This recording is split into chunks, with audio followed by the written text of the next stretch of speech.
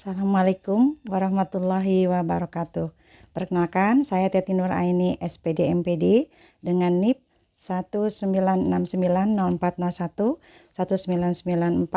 1969040119941220003. Saya adalah salah satu staf pengajar di SMKN 9 Garut pada mata pelajaran Bahasa Indonesia. Pada kesempatan kali ini, saya akan menyampaikan permasalahan pembelajaran yang saya hadapi pada bulan ini. Adapun permasalahan pembelajaran yang saya temukan adalah peserta didik kurang berkonsentrasi dalam mengikuti kegiatan pembelajaran. Seperti kita ketahui, ruang kelas itu merupakan tempat yang sangat sibuk dan riuh, sehingga fokus visual dan perhatian dari peserta didik bisa terhambat karena banyaknya pengalih perhatian. Bentuk pengalih perhatian tersebut antara lain bisa berasal dari murid, guru, kondisi pintu ataupun jendela yang terbuka, lampu atau penerangan yang terlalu silau atau yang kurang. Kemudian ada penempatan papan tulis ataupun papan buletin yang kurang tepat.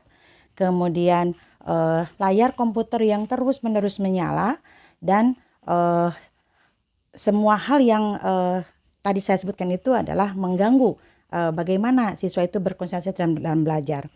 Semua faktor pengalih itu bisa mengganggu fokus visual peserta didik.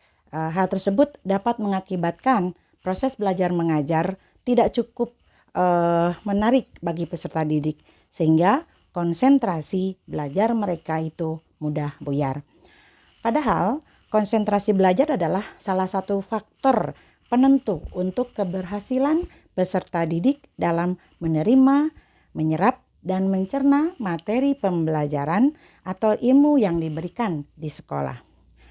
Yang dimaksud dengan konsentrasi belajar itu sendiri adalah pemusatan pikiran atau terpusatnya pikiran dan perhatian kepada informasi yang diperoleh selama waktu belajarnya.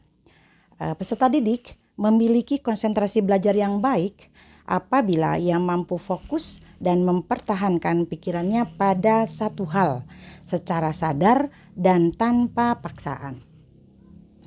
Ketika seseorang yang berkonsentrasi, maka ia akan memusatkan pikiran hanya pada objek yang menjadi target utama, sehingga ia hanya akan memperoleh informasi pilihannya saja.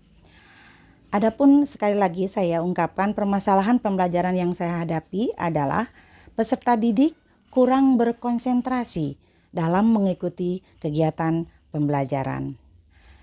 Adapun upaya atau solusi untuk mengatasi permasalahan yang saya sebutkan di atas, di sini dapat saya sampaikan antara lain adalah sebagai berikut. Yang pertama, pahamilah faktor kesulitan konsentrasi yang dialami oleh peserta didik. Peserta didik bisa menunjukkan beberapa hal yang terkait gejala terganggu atau kurangnya konsentrasi belajar, seperti dari fokus pandangan, kemudian ada perhatian terhadap materi, kemampuan menjawab pertanyaan dengan tepat, ada keingintahuan untuk bertanya, dan juga sambutan secara psikomotorik yang bagus. Ada beberapa hal yang bisa menyebabkan kesulitan berkonsentrasi itu sendiri.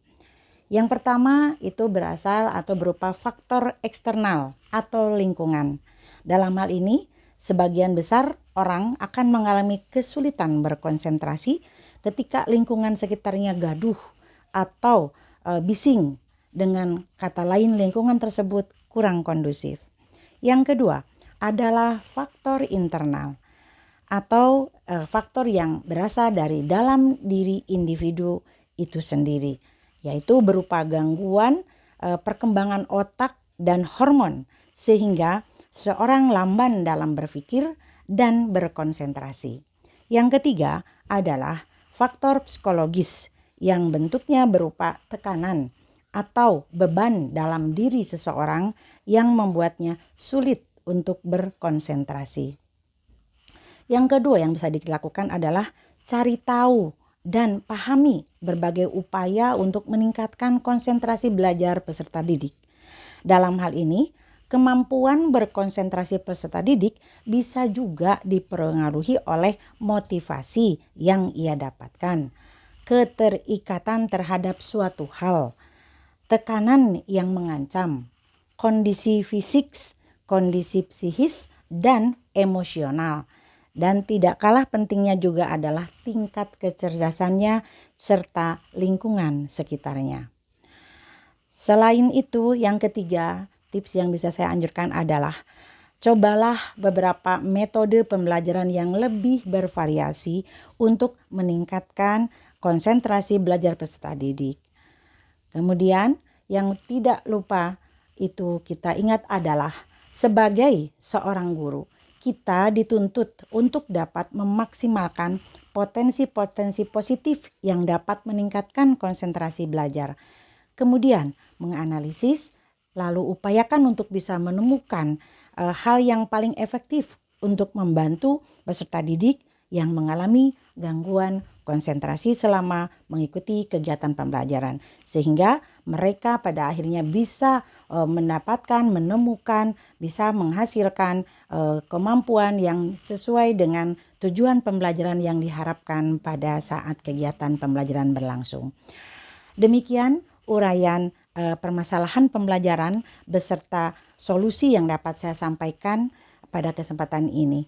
Mohon maaf apabila masih terdapat kekurangan maupun kesalahan.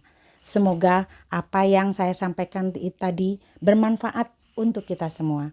Akhirul kalam, billahi taufiq wal hidayah. Assalamualaikum warahmatullahi wabarakatuh.